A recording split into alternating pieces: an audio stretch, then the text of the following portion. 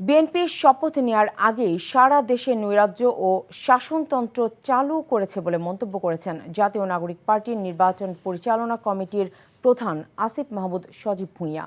শনিবার রাত 11:30টায় বাংলা মোটরে এনসিপির কার্যালয়ের সামনে এক বিক্ষোভ সমাবেশে তিনি কথা বলেন। বিএনপি নেতাকর্মীদের বিরুদ্ধে হাতিয়ায় গণধর্ষণের অভিযোগ এনে এর বিচার না হলে দেশের নারীদের রাস্তায় নেমে আসার আহ্বান জানানো হবে বলেও হুমকি দেন তিনি। অভিযোগ করেন, বিএনপি নির্বাচনের 2 দিনের মাথায় সারা দেশে নৈরাজ্য শুরু করেছে। পরে এনসিপি নেতাকর্মীরা বাংলা মোটর থেকে শাহবাগ পর্যন্ত মিছিল বের করেন।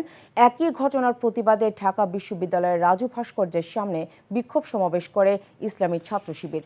এ সময় তারা বলেন, গণতান্ত্রিক উত্তরণ চাইলে বিরোধী মতের ওপর নিপীড়ন বন্ধ করবে বিএনপি। গতকালকে হাতিয়াতে আমাদের সেখানকার প্রার্থীকে শাপলাকলিতে ভোট দেওয়ার কারণে 3 সন্তানের জননীকে সেখানে গণধর্ষণ করা হলো। অত্যন্ত লজ্জার সাথে আমরা দেখছি বাংলাদেশের মিডিয়া যেন শপথ গ্রহণের আগেই বিএনপিকে তারেক রহমানের সামনে সেজদায় রত হয়েছে।